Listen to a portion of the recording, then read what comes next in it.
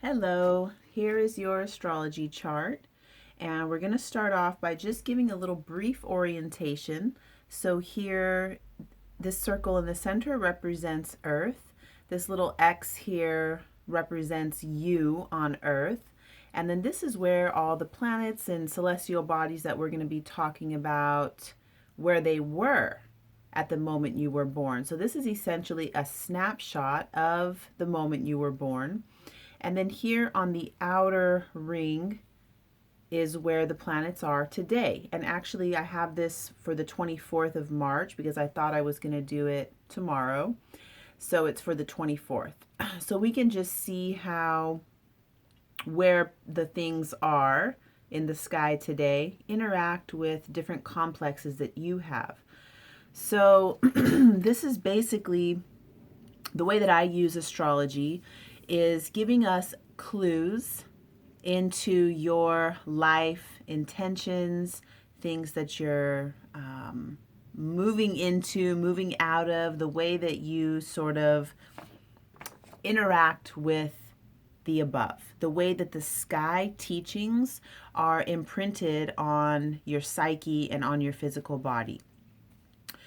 So we start off by, first of all, calling in sacred space. If you have this paper, it's helpful so you can follow along with what I'm going to be talking about. And in case you want to write notes, you can kind of scribble on the paper as we go along so you can ask questions later. So calling in sacred space for yourself for the next about 30 minutes. You're going to be comfortable, so have things that you want around you, water, pen and paper, maybe light a little sage, light a candle. I like to call in the energy of water for the clear current of emotional energy, calling in earth for grounded support while we're learning something new, calling in the element of fire for inspiration and that ability to take action. And then calling in air for the gift of breath and the way that we are connected to everything else that shares that same gift of breath. And then calling in the energy of spirit, which unifies all of those elements together.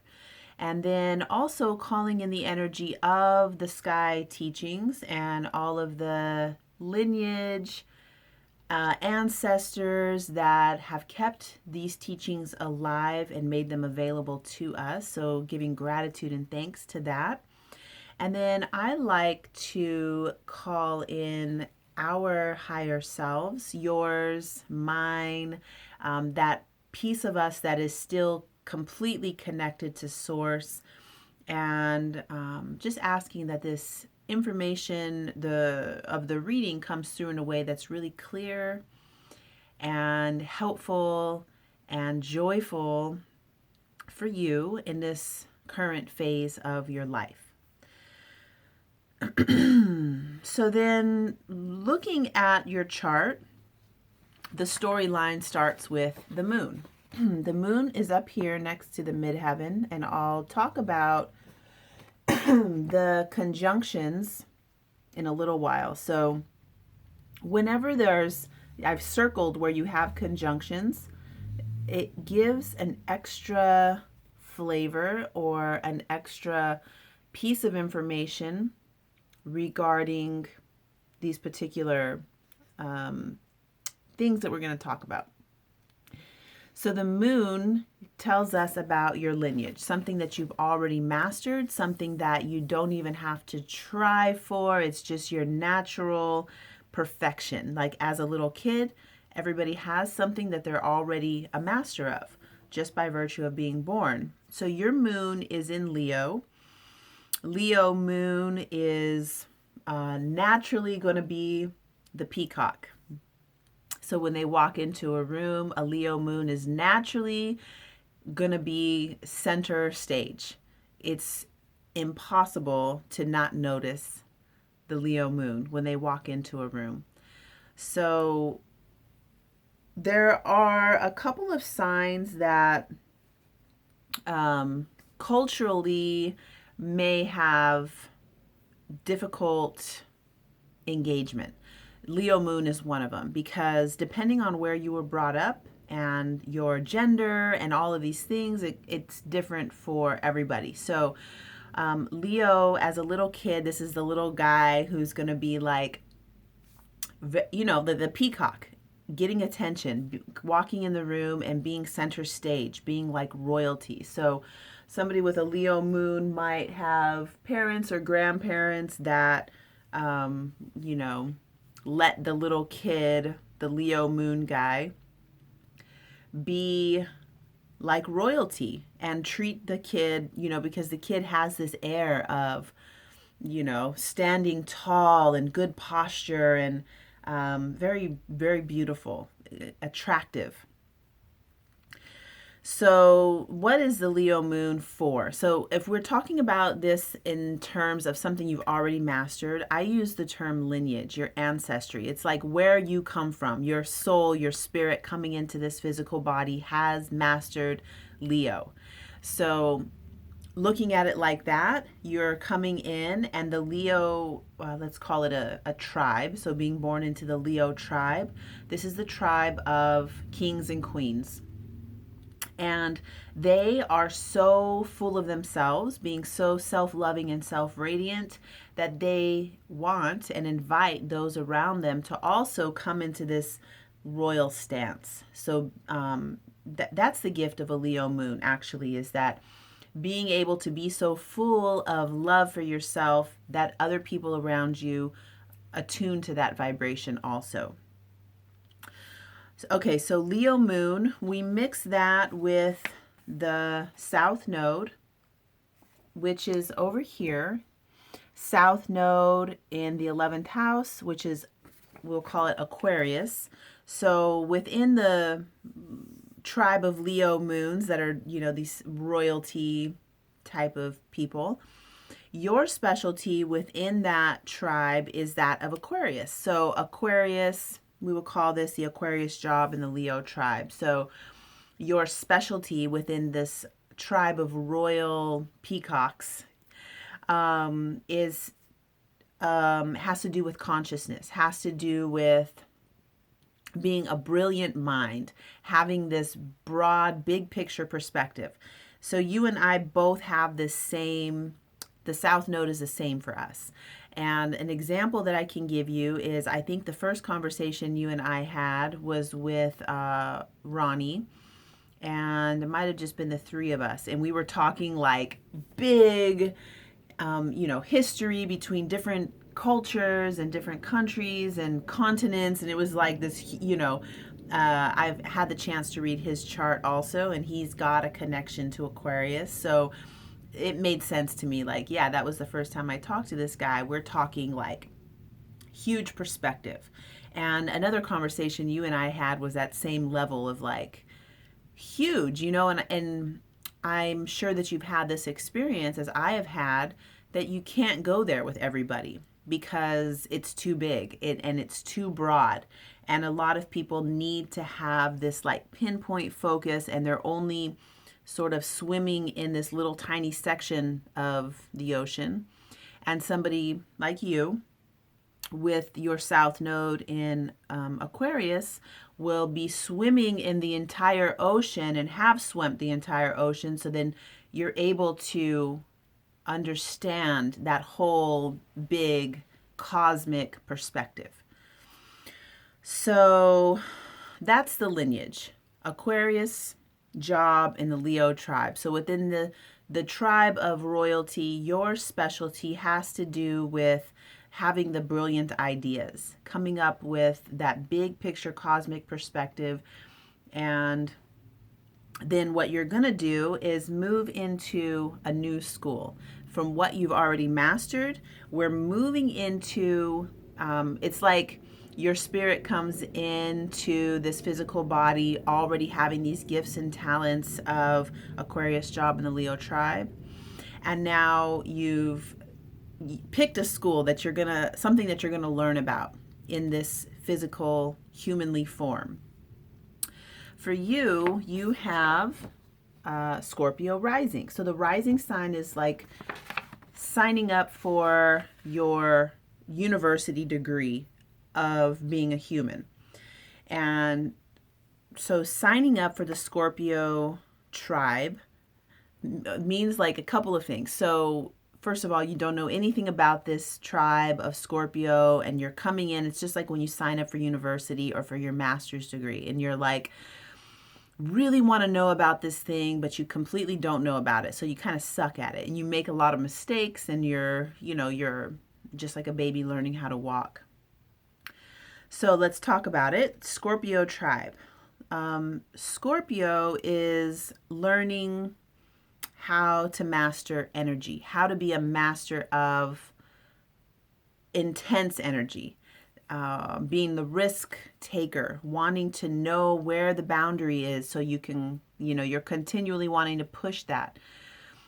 And also having Scorpio rising means that you've also been fearful of crossing the boundary, going too far.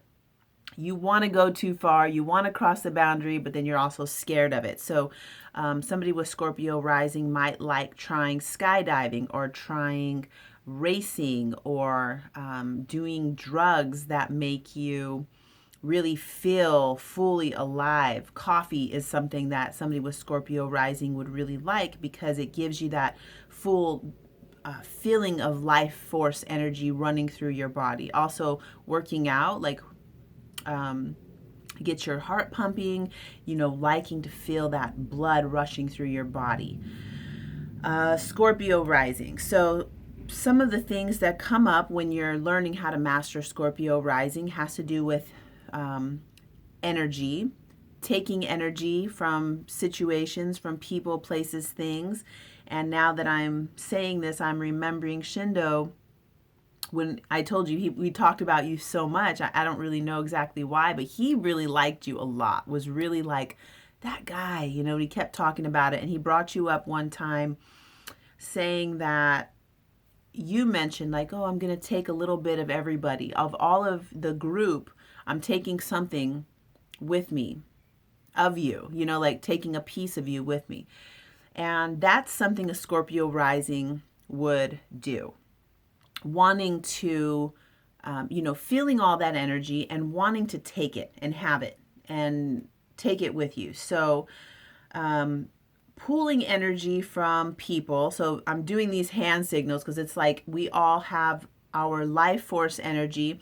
We're meant to be connected to the above and to the below, like a rod of energy going through our spine, connecting to source in this direction, above and below, connecting to the earth, connecting to the sky, running that energy through our body, and then radiating out. But Scorpio rising will want to go this direction and connect to the people and source the energy in this way. Scorpio rising oftentimes becomes a sorcerer because they are sourcing energy. And what you want to do is redirect this so that you're sourcing energy in this direction, above and below, pulling energy through your spine in this direction, and then being able to run that through yourself and have your heart generating this energy that goes, not grabbing from other people, which is something Scorpio rising has a tendency, because it's learning how to master energy. It does dabble in connecting with others to source energy. The other thing with Scorpio rising is attracting people who will siphon your energy, because it's you'll be attracting people who are also learning Scorpio-ness. So learning how to not get siphoned, so people call it an energy vampire. Learning how to not have that happen starts with you connecting your spine in your physical body, running energy this direction, up and down. We can talk more about that, a lot, because you and I share a lot of things in common, and this is something that I really have worked on a lot and can share a lot in this topic with you.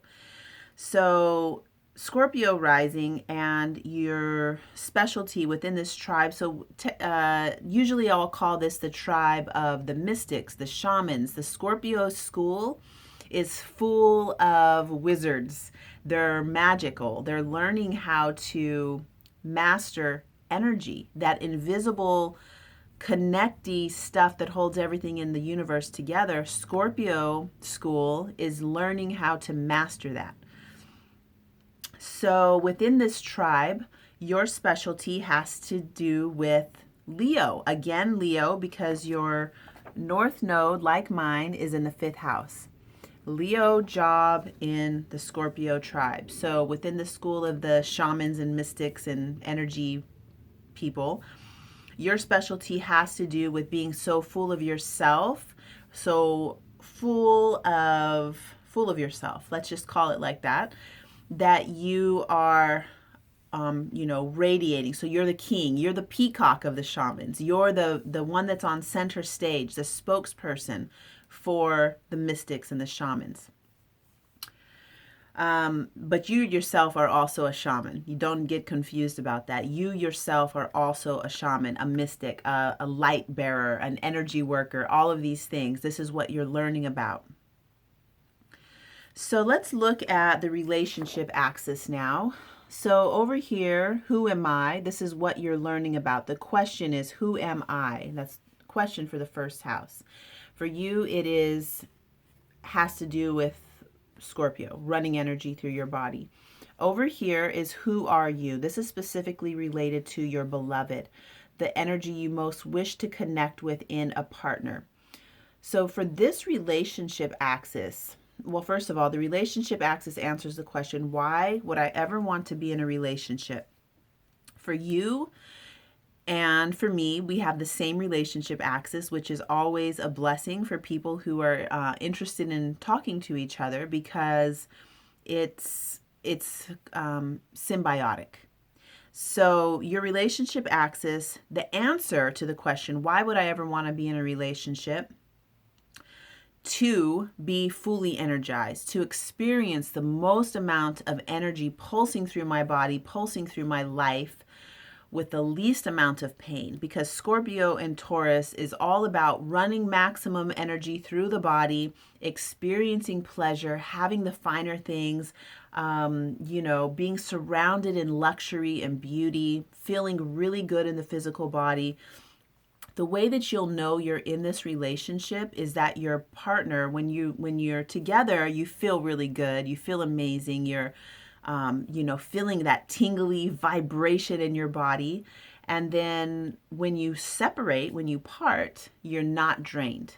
Something that happens a lot with Scorpio rising is that you're in it with somebody and you're giving all this energy, and you're, having life force energy just like pulsating. And then when you separate, you can feel completely wiped out and drained. And that's how you know you're not in the right relationship, or that something needs to change. Because when you separate, you should still feel fully alive and fully full of energy. So the purpose in the textbook, my teacher calls this the path of the tantrika.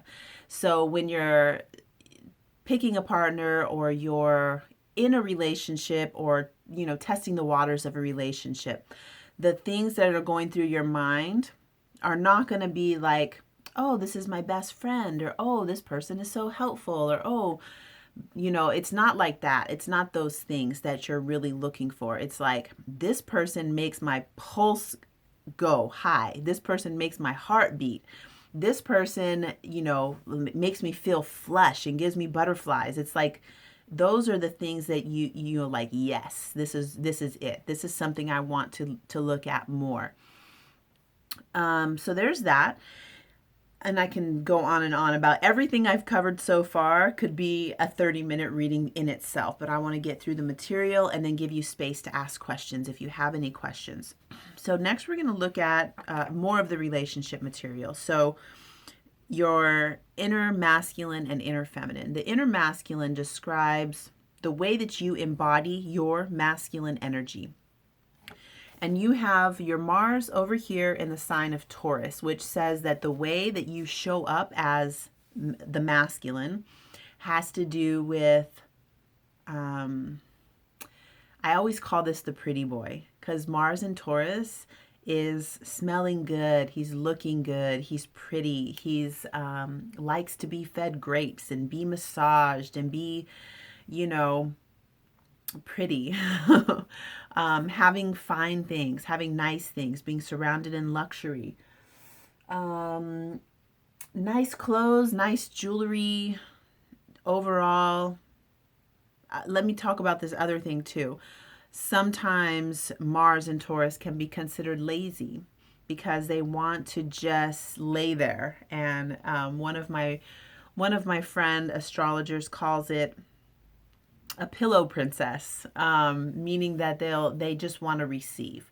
Taurus, when Mars is in Taurus, can be sometimes a form of the masculine who is really, really good at receiving beauty, receiving pleasure, and being a pillow princess, apparently. So what we do is mix the Mars with the rising sign to find out about your emerging masculine, or the way that you are emerging. Actually, the way that you're like the way that you are embodying your godliness, the masculine in you. Mixing them together basically means taking the imagery of Scorpio rising and mixing that with Taurus. So pushing those two together, and that's sort of alchemically combining those two to see what is your emerging masculine. So Scorpio Taurus, same things we talked about with your relationship axis. It's about feeling maximum. It is the tantric. It is the tantric master who's mastering energy, being fully embodied, experiencing pleasure, having energy moving through their body, and being able to just like fully be in their body. Then we're going to look at your inner feminine. This is the form of the goddess that you most wish to connect with. The form of, I call it the inner lover, or the outer other, the inner beloved, or, the one that you want to connect with. And you have Venus over here in the sign of Capricorn. So the same thing that we did when we sort of combined this Taurus Mars with your rising sign, we take the imagery of Venus in Capricorn. I'll talk a little bit about that in just a second. We take that and combine it with your descendant, which is also Taurus. Combine those two together to see what form of the goddess you most wish to connect with. So let's first look at Capricorn as a goddess, or as the emerging feminine. And this is you, but it's what you'll notice in women because it's what you like, what you want to connect with. Capricorn, as your Venus, would say that you're interested in connecting with the form of the goddess who is the boss. She is in charge. She's building something. She is not a pillow princess. She is like, I always think about Madonna, who's like she's handling her business, like taking it, building an empire. That's what your form of the goddess is. And this also is you. So as I'm talking about this, just keep remembering that this is you. This is your archetype of your inner feminine.